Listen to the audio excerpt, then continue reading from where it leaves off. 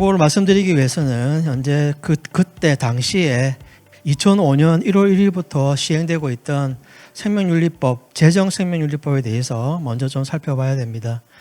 앞서서 황상익 교수님께서 말씀을 주셨듯이 생명윤리법이 제정되었지만 생명윤리법 제정 마지막에 국회에서 최세포 핵이식을 허용하는 내용이 들어간 형태로 제정이 되었습니다. 그래서 사회적 합의안이 안 됐다라고 하는 말씀 아까 말씀해 주셨고요.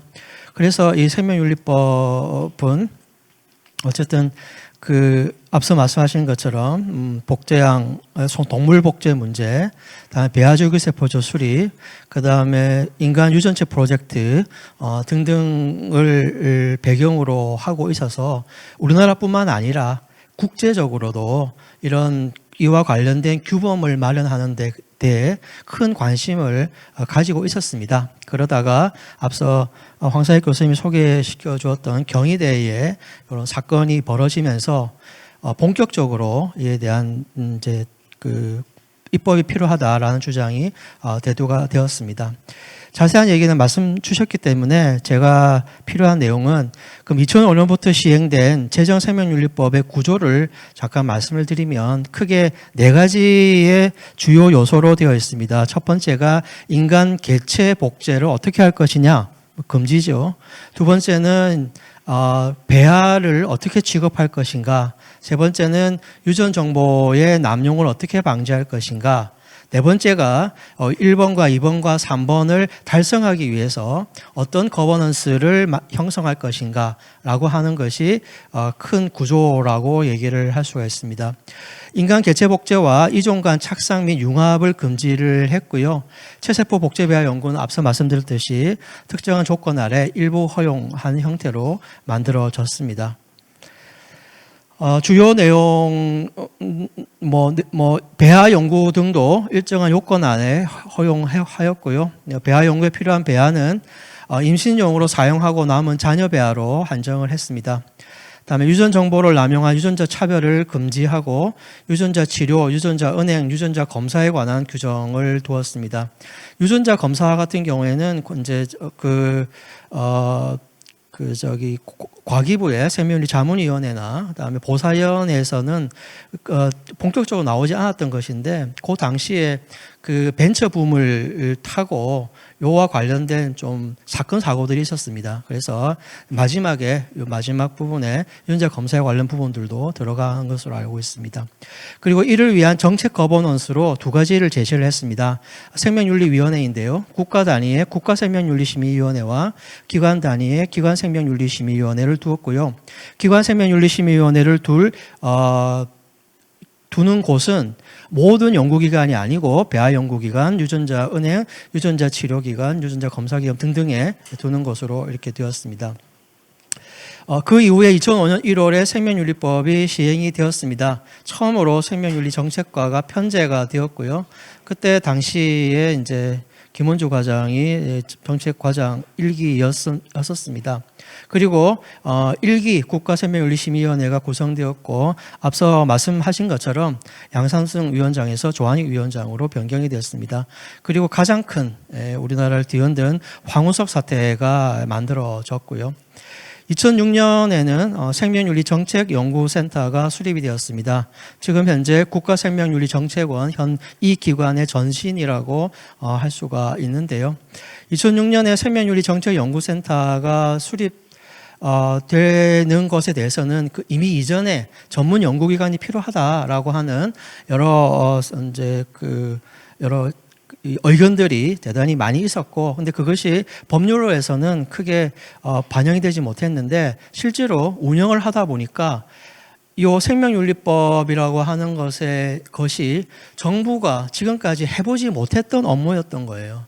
정부로서도 윤리법이라는 것을 다룬 적이 없었죠. 최근에야 공직자 윤리와 관련된 법률을 만들어졌지만 이때까지만 하더라도 윤리법을 어떻게 다뤄야 되지라고 하는 큰 고민이 있었습니다. 윤리법의 특징은 경성적인 법뿐만 아니라 이른바 연성법, 소프트로 윤리 규범과 법률하고의 그 밸런스나 그 관계를 잘 설정하는 것이 문제인데 어떤 거를 법률로 강하게 규정하고 어떤 것을 윤리 규범화할 것인지 등등에 대해서 어떤 전문적인 연구가 필요했었습니다. 근데 그런 그 정보의 필요성과 또 연구자들의 요구가 같이 묶여져서 생명윤리정책연구센터가 수립되었습니다.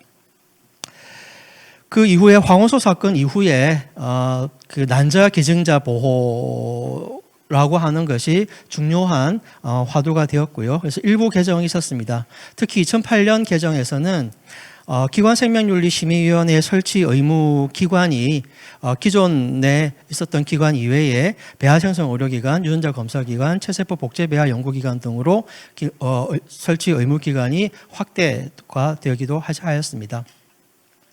이제 그런 과정 속에서 어떤 근본적인 문제가 생겼냐고 하면은 과연 2005년도 생명윤리법만으로 이 생명윤리라고 하는 것이 과연 제대로 정착하고 확립할 수 있을까라고 하는 근본적인 문제가 생겼습니다. 왜냐하면 생명윤리는 배아 연구에만 생명윤리가 있는 것도 아니고 유전자 연구에만 생명윤리가 있는 것도 아니기 때문이고요. 따라서 2005년 생명윤리법이 시대적으로 대단히 큰 역할을 했지만 본격적으로 생명윤리라고 하는 것이 어떤 체계를 갖추기 위해서는 더 넓은 의미의 생명윤리에 관련 법제가 필요하겠다라는 고민이 생각되었습니다.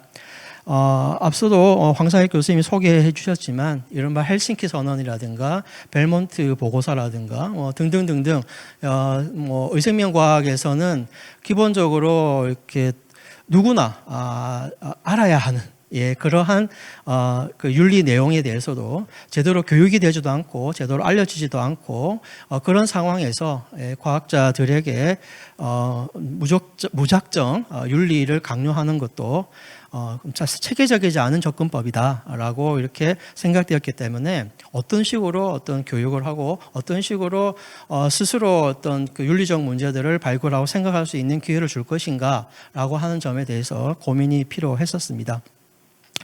그 과정에 중요하게 되었던 것이 뒤에 잠깐 썼습니다만은 2005년에 유엔 유네스코에서 생명윤리 및 인권에 관한 보편 선언이 나왔던 게 굉장히 컸습니다.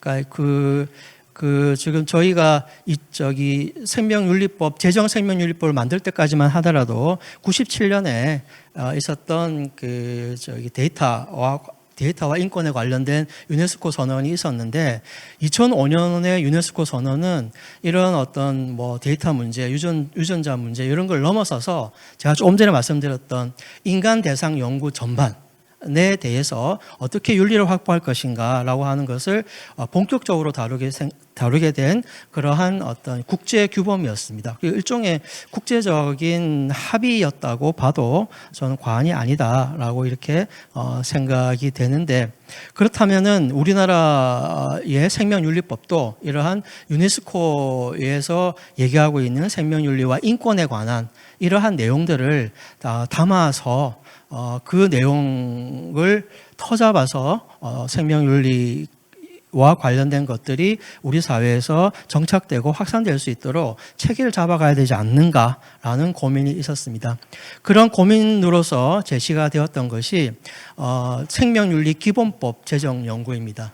생명윤리 기본법이라는 표현 자체는 아까 황상혁 교수님이 소개해 주셨던 제정 생명윤리법 이전에 이제 나왔던 표현이긴 한데 그 표현에서 말하는 기본법보다는 조금 더 법률적으로 이른바 기본법 개별법 체제라고 하는 그러한 시스템이 있습니다. 그러니까 아주 총론적이고 어떤 시스템이나 거버넌스에 관련된 것은 어떤 기본법에 놓고 그 다음에 구체적으로 이거는 금지할 건지 말 건지 이런 것들은 개별법으로 이렇게 만들어서 전체적인 어떤 체계를 갖추는 그런 방식의 기본법, 개별법 체계에 기반한 생명윤리법 제정 연구를 그때 하게 되었습니다. 근데 그때 생명윤리 정책연구센터에서 진행을 했는데요. 당시에 요런 어떤 당시에 그 황우석 사태 이후에 수습하는 과정이어서 대단히 현안이 많았음에도 불구하고 이런 현안에도 불구하고 생명윤리 전문가를 양성하거나 생명윤리에 관련된 아주 기초적인 그런 어떤 토대를 만드는 것이 중요하다라고 하는 부분을 에 대해서 복지부와 컨센서스가 당시 있었고요. 그 연장선에서 생명윤리법 전부 개정 작업을 시작하게 되었습니다. 예, 그 생명윤리정책연구센터에서 연구했던 많은 분들이 복지부랑 이렇게 여러 차례 또 연구도 하고 또 토론도 하고 그랬던 과정이었습니다. 예, 그래서 본격적으로 이 생명윤리법 전부 개정 작업을 당시 이제 이재란 사무관, 지금은 은퇴하셨죠. 이제 하셨는데 이 분이 복지부에서 이제 주도적으로 일을 하셨고요. 이걸 하기 위한 전문가 워킹 그룹이 구성되어서 전면 개정이기 때문에 사실 일부 수정이 아니라서 거의 법을 새로 만드는 것처럼 이렇게 했었습니다.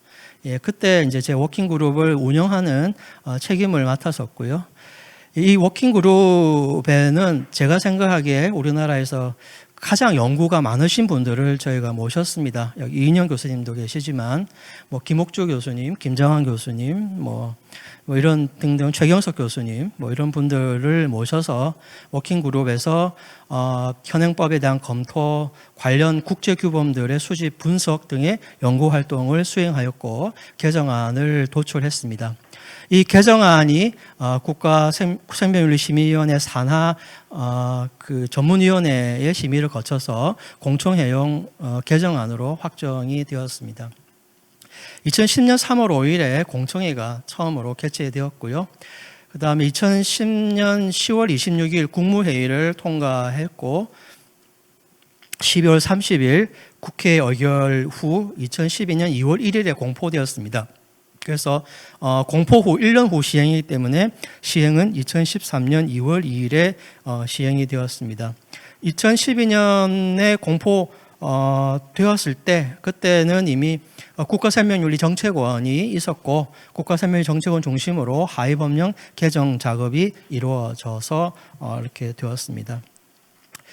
뒤에 나오는 여기 이제 개정 이유라고 하는 것들은 그 당시에 제가 공청회 발표하면서도 썼고 법이 개정이 된 이후로도 여러 병원들이나 여러 연구기관을 다니면서 이 인간 대상 연구 전반에 대해서 즉 배아 연구나 유전자 연구 이외의 인간 대상 연구, 인체 유래물 연구 전반에 대해서 왜 IRB가 필요한지, 기관생명윤리위원회가 필요한지에 대해서 이렇게 얘기하고 다녔던 그때 사용되었던 그런 자료들입니다. 그래서 이거를 다 읽으면 시간상 안 되기 때문에 이미 현행법에 다 반영되어 있는 내용이기 때문에 이것은 이제 그냥 간략하게만 말씀드리도록 하겠습니다. 저 아직도 기억이 나는데요. 이제 모 병원에서 개정 생명윤리법은 이러이러하게 인간 대상 연구를 하는 연구자 전반에게 적용된다라는 거를 했었는데 그때 질의응답을 할 때 어떤 의사분이 가운데 나오셔가지고 저한테 김 교수 밤길을 조심하세요라고 하던 공개석상에서 그런 얘기를 제가 들었었습니다. 그래서 정말 밤길을 조심했었는데요. 이거 농담입니다만은 그럴 정도로 당시 연구자들에게는 연구하는데 이런 심의를 받아라 이런 건 없었는데 갑자기 심의를 받아라 이런 게 생기니까 이거는 굉장히 심한 규제라고 생각을 했던 것 같습니다. 심지어는 이미 외국에서 연구자 생활을 해서 외국에서 연구자 생활을 할 때는 IRB 심의를 직접 실무를 하셨던 분도 한국에 와서 오랫동안 이렇게 또 한국에서 연구를 하다 보니까 또 그런 한국적인 상황에 또 편하게 느껴졌던 분들조차도 이런 IRB에 대해서 좀 거부감을 느끼셨던 그런 기억이 있습니다.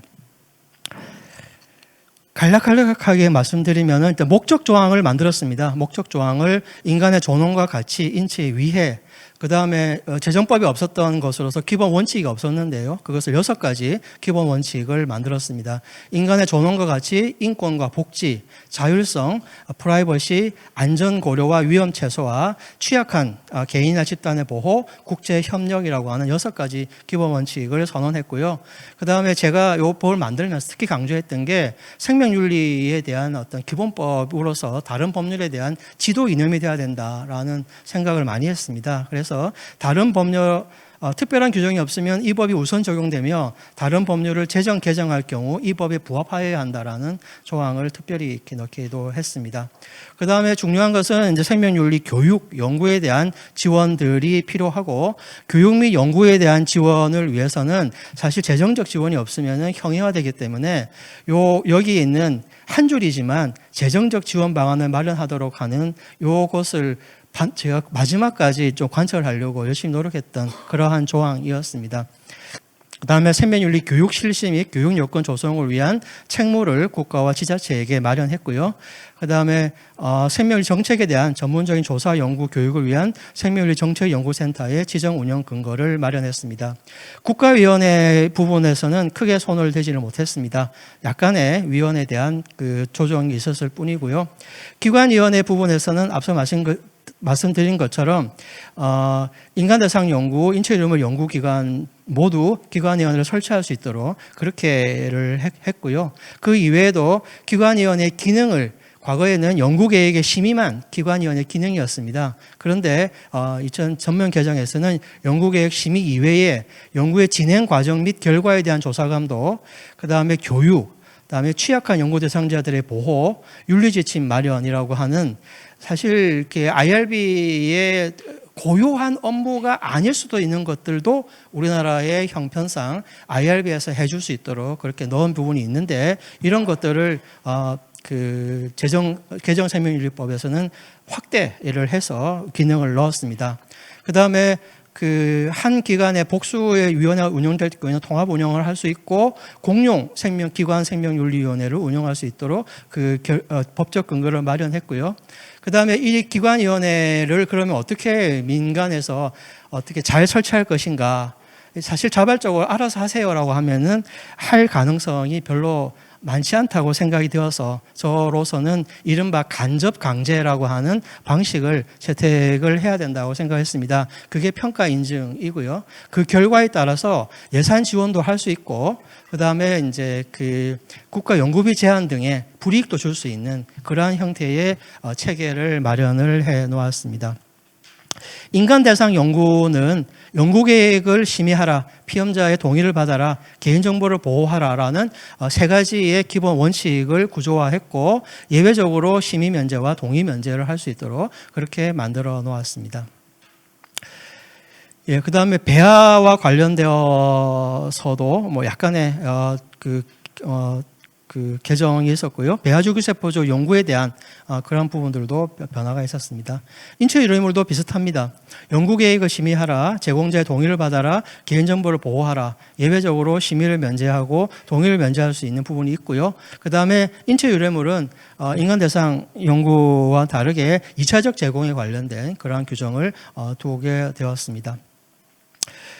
인체 유래물을 제공할 때는 기관위원회 심의를 하고 익명화를 할 것을 또 법률로 규정화를 했었습니다. 그 다음에 무상 제공 원칙 등을 이렇게 넣었었고요. 그 다음에 그 재정법에는 유전자 은행으로 되어 있던 그것을 확대를 해서 인체 유래물 은행으로 이렇게 확대를 해서 사용을 했습니다. 뭐 이런 정도로 간략하게 말씀을 드렸고요. 다음에 생명윤리법 전부 개정의 의의와 한계에 대해서 남은 시간을 말씀을 드리겠습니다. 이 전부 개정된 생명윤리법은 2005년 생명윤리법과는 달리 특정 윤리적 현안에 대한 대처가 아니다. 그때는 현안이 있었습니다. 인간 개체 복제에 대한 우려라든가 뭐 유전 정보의 남용이라든가 등등의 현안이 있었지만 그것을 어떤 윤리적 현안이 나온다 하더라도 그거 상관없이 생명윤리를 정착할 수 있는 그러한 거버넌스 구조를 만들자라는 것이 이제 목표였습니다. 그래서 인간 대상 연구와 인체 유래물 연구에서 연구 대상자와 인체 유래물 기증자를 보호한다는 일반적인 생명윤리 정책 목표를 추가로 제시하였습니다. 앞서 말씀드렸지만 2005년도에 만들어진 생명윤리와 인권에 관한 보편선언의 핵심 내용을 생명윤리 법제에 반영하는 것이고요. 그 다음에 다만 2005년 생명윤리법에서 추구하고 있던 요 인간 개체 복제 금지라든가 배아 연구, 체세포 핵이식 등의 연구의 조건부 허용, 유전 정보 보호 등 기존의 법 정책을 또 요 부분은 이제 당시의 컨센서스가 요건 건드리지 말자 뭐라고 하는 것이어서 그대로 유지를 하고 있었습니다. 예, 그래서 한마디로 말하자면은 2005년도 생명윤리법의 토대 위에 그거 위에 연구 대상자 및 인체 유래물 기증자 보호라고 하는 이제 더 넓은 생명윤리 정책을 도입을 한 것이다라고 말씀을 드릴 수가 있습니다. 그래서 생명윤리법 1조를 인간과 인체 유래물 등을 연구하거나 배아나 유전자 등을 취급할 때라고 광범위하게 이렇게 범위를 제시를 했었습니다. 그리고 여기에 대해서는 그 세 가지의 일종의 뭐 생명윤리적 태도, 법 철학 뭐 이런 것이 기본적으로 있습니다. 첫 번째가 2013년 생명윤리법은 기본법을 추구하였다라고 말씀드렸는데 기본법 추구 자체가 목표라기보다는 생명윤리에 관련된 다른 입법들이 계속 나올 것입니다. 앞으로 의생명과학에서 많이 나올 것인데 어떤 입법들이 의생명과학에 관련되고 생명윤리와 서로 연관된 다른 입법이 나올 때 적어도 이 생명윤리법에 나와 있는 이런 기본적인 원칙과 목표와 목적과 이런 내용들이 지도 원리로서 기능할 수 있도록 해야겠다. 그래야만 기본법적인 성격이 살겠다라고 하는 것으로 추구하려고 하는 것이 이제 첫 번째 태도라고 말씀을 드릴 수가 있고요. 두 번째는 생명윤리 정책 모델 중에서 자율규제 모델을 도입을 했습니다. 자율규제 모델을 뭐 모든 부분에서 자율규제 모델을 도입한 건 아니고요. 적어도 기관생명윤리위원회 운영에 대해서는 자율규제 모델이라는 그러한 방향성 하에서 이것을 도입을 했습니다. 그 이유 중에 하나가 잘 아시겠지만 의생명과학 기술은 엄청나게 빨리 급속도로 변하고 있는데 그에 반해서 규범은 그걸 따라가지를 못합니다. 그래서 새로운 과학기술이 등장했을 때 거기에 대한 생명윤리적인 문제점들을 저는 과학자가 현장에서 바로 스스로 성찰하고 스스로 논의할 수 있는 그러한 어떤 게 있어야지 과학자들에게는 이제 그런 어떤 사회적 책임을 부과하지 않고 외부에 있는 이른바 전문가, 정부 이런 사람들이 가르치듯이 이렇게 해서는 절대 의생명과학기술의 속도를 생명윤리가 못 따라잡는다라는 생각이 들었습니다. 그래서 어떻게 하면 의생명과학자 연구자들이 스스로 이것을 할 수 있을 것인가 뭐 이라는 것이 고민이었고 그런 의미에서 자율규제라는 것을 태도로서 하나로 만들어내었습니다. 기관위원회는 기본적으로 피어 리뷰입니다. 그래서 여러 연구자들이 기관위원회 위원으로 이렇게 또 활동을 하고 또 연구 현장으로 돌아가고 다른 또 연구자가 위원으로 활동하고 뭐 이렇게 되겠죠. 그죠? 그러면 기관위원회 위원으로 활동하면서 그 자체가 교육이 되고 그 자체가 생명윤리에 대해 성찰할 수 있는 기회가 되고 뭐 그런 선순환이 이루어질 수 있도록 하는 것이 이 형태의 핵심이다라고 말씀드릴 수 있습니다. 세 번째는 생명윤리법이라고 하는 법률은 그럼 뭐 할 거냐라고 했을 때 이 법은 윤리를 직접적으로 강조하는 부분, 물론 그것도 있죠. 우리가 금지하고 있는 인간 개체 복제 금지라든가 유전 정보에 대한 차별 금지라든가 등등은 있는데 그것들을 제외하고 기본적으로 기관생명윤리위원회가 어떻게 자생적으로 자립하고 잘 착근해서 생명윤리의 어떤 선도적인 그러한 역할을 할 수 있도록 그것을 만들어내는 지원법적 성격으로 만들어져야 된다라고 이렇게 생각을 합니다. 지금 말하자면은 윤리가 가능하도록 생명윤리가 가능하도록 하는 게 법의 역할이지, 법률이 나서서 이렇게 어떤 이래라 저래라 하는 것은 항상 시간이 늦습니다. 항상 시간이 늦습니다. 그래서 항상 적시에 생명윤리적 고민을 할 수 있고 생명윤리적 성찰을 할 수 있는 그러한 환경을 만들어주는 것으로 법의 역할이 중요한 것이지, 그 이후에는 이제 생명윤리학자와 연구자들과 여러 사람들이 같이 협업하고 교육하고 이러면서 이 법이 만들어 놓은 테두리, 거기에는 이제 지원도 재정적 지원도 들어갈 것이고 인력적 지원도 들어갈 것인데, 그런 것들을 가지고 이런 걸 하자라고 하는 것이 세 번째의 지원법적 성격에서 말씀드리는 겁니다. 그럼에도 불구하고 이 전부 개정은 한계가 있습니다. 한계를 지적하는 것으로 이제 발표를 마칠까 하는데, 첫 번째가 국가생명윤리심의위원회를 거의 못 고쳤습니다.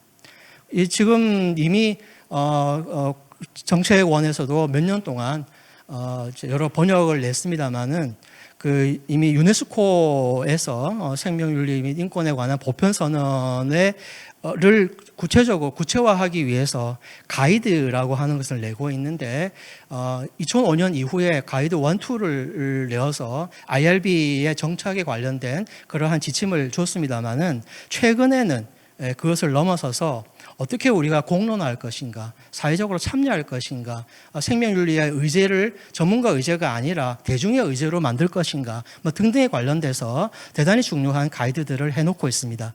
그것을 할 때 가장 중요한 어떤 요소로서 국가생명윤리위원회라고 하는 것이 어떤 그 허브로서 역할을 해야 되는데, 국가생명윤리심의위원회는 크게 전부 개정 때 고쳐지지를 못했습니다. 그래서 새로운 생명윤리 정책 쟁점을 다룰 수 있는 그런 권한이 제한되어 있다라고 하는 한계가 있습니다.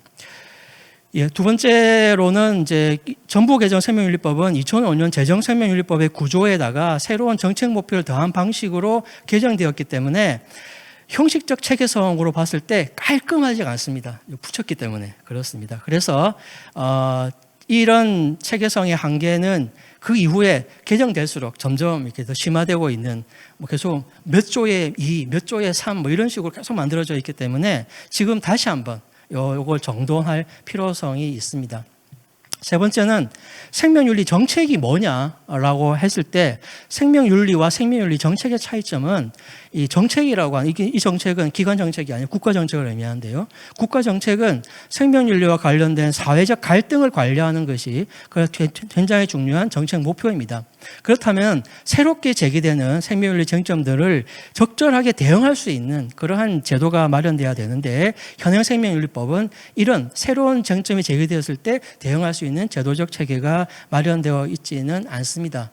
예, 실제로 연명의료 결정에 대한 사회적 쟁점을 국가위원회가 다루었기는 했습니다. 이런 형태를 다룰 수 있어야 되는데, 법률적 근거는 상당히 애매한 상태에서 만들어졌습니다. 그러니까 국가생명윤리위원회 위원장이 이렇게 그 회부하는 그런 생명윤리에 관련된 현안에 관련해서 회부하는 것으로 한다라고 하는 좀 약간 예외적이고 그런 형태로 되어 있는데, 제가 보기에는 이거야말로 핵심 기능이 아닌가라는 생각을 하기 때문에, 그런 예외적인 형태가 아니라 아주 핵심 기능으로 사회적 토론, 공론화를 국가생명윤리위원회가 다룰 수 있어야 된다라고 이렇게 생각을 합니다. 지금 현재 사회적으로도 조력자살이라든가 또는 지금 아직 입법이 되어 있지 않은 낙태라든가 기타 등등 또 새로운 의생명과학기술 때문에 생기는 문제들이 많은데, 이런 것들을 다룰 수 있는 그런 거버넌스 체제가 없다라는 것이 문제이고요.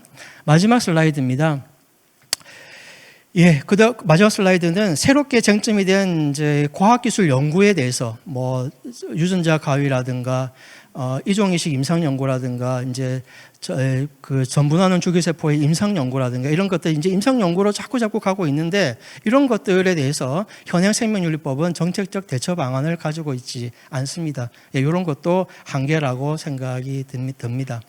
그래서 결론 삼아 말씀을 드리면, 저는 생명윤리법에 세 가지 흐름이 있다고 생각합니다. 물론 제정했을 때 그때 당시 전 세계적으로 문제가 되었고 우리나라에서도 문제가 되었던 복제 기술과 유전자에 관련된 우려들이 있어서 제정이 만들어졌다면 1차 정부 개정은 이것을 확대해서 인간 대상 연구와 인체 유름을 연구의 연구 대상자 기증자 보호라고 하는 일반적인 정책 목표로 바꾼 것이 있습니다만은 아직 남은 것은 이 정책이라고 하는 것은 현대 사회의 정책은 민주성과 참여성이라고 하는 것이 정당성을 좌우합니다. 그래서 정책의 민주성과 참여성이라고 하는 성격을 강조하고 그다음에 생명윤리 기본 정책 마련된 생명윤리 기본 정책에서 마련된 공공생명윤리라고 하는 그 취지를 반영하기 위해서는 저는 다시 한 번의 정부 개정이 필요하다라고 하는 말씀을 드리면서 제 발표를 마치겠습니다. 경청해 주셔서 감사합니다.